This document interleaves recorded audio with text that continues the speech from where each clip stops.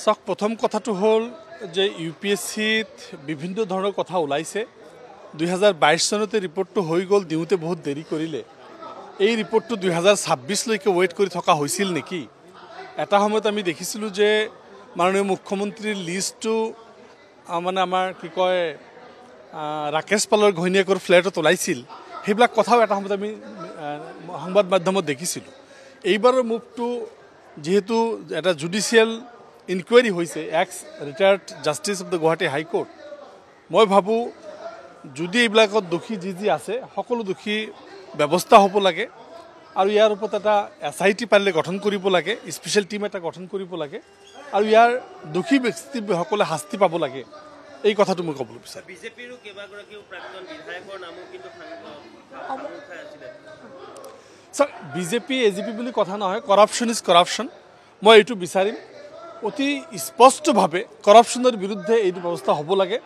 অসমৰ যিটো মূল চালিকা শক্তি আজি পলিটিক্সৰ বাহিৰত যিখিনি বিউৰিকেটছ সেই বিউৰিকেটছ যদি স্বজনপ্ৰীতিত হয় সেই বিউৰিকেটছ যদি কম্প্ৰমাইজ হয় ভাল ৰিজাল্ট কেনেকৈ আশা কৰিম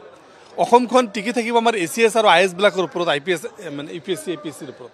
আৰু সেইবিলাকত যদি ঘূনে ধৰে সেইবিলাকত যদি বৰদাস্ত কৰা হয় মই ভাবোঁ এইটো কিন্তু বহুত ডাঙৰ কথা হ'ব আজি ডাঙৰকৈ চিঞৰি থকা যিবিলাক নেতা সেইবিলাক নেতাৰ নাম কিন্তু আহি আছে তো মই এই কথাটো ক'ব বিচাৰিছোঁ না গৌৰৱ গগৈৰ যিটো নাম আহিছে গৌৰৱ গগৈৰ ক্ষেত্ৰত মই অলপ মানে বিকল্প ভাবিছোঁ কোনোবাই কাৰ বিয়াত কি গিফ্ট কৰিছে সেইটোও যদি তেখেতৰ ইণ্টেনশ্যন সেনেকুৱা আছিল সেইটোতো গম নোপোৱা নাযাব আৰু তৰুণ গগৈৰ ওপৰত যিখিনি কথা কোৱা হৈছিল এইখিনি কথা মই যিহেতু তৰুণ গগৈ সেই সময়ত লিডাৰ আছিল তৰুণ গগৈৰ কথাটো আহিব পাৰে ন' ডাউট মই জানো কিন্তু গৌৰৱ গগৈ সেই সময়ত একো নাছিল এটা নতুনকৈ বিয়া কৰিব পৰা ল'ৰা আছিল আৰু এইটো যেতিয়া ঘটিছে 2014 তেতিয়া সেইটো পলিটিক্সতে অহা নাছিল তেতিয়া তেখেত গৌৰৱ গগৈক টানি অনাটো উচিত নহ'ব মোৰ ব্যক্তিগত বোধেৰে আৰু আজি তেখেতৰ বিয়াত কোনোবাই কি গিফ্ট দিছে সেই কথাটোতো আমি এই মুহূৰ্তত কোৱাটো সমীচীন নহয় এইটো বেছি ব্যক্তিকৰণ আঘাত যেন মোৰ অনুভৱ হৈছে বাকী যিখিনি ৰিপৰ্ট আহিছে ৰিপৰ্টটো তন্নকৈ পাৰ্লিয়ামেণ্ট এছেম্বলিত আলোচনা হ'ব লাগে আৰু এইটোৰ ওপৰত বিহিত ব্যৱস্থা হ'ব লাগে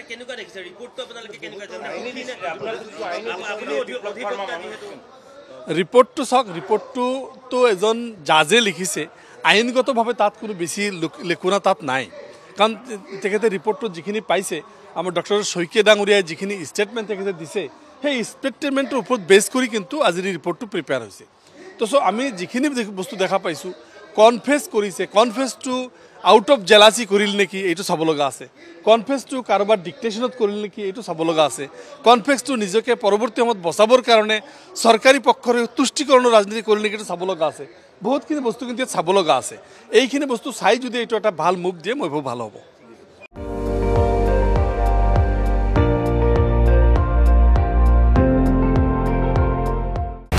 আপুনি চাই আছে ND24 সৰ্বশ্ৰেষ্ঠ নহয় সৰ্বোত্তমৰ দৌৰ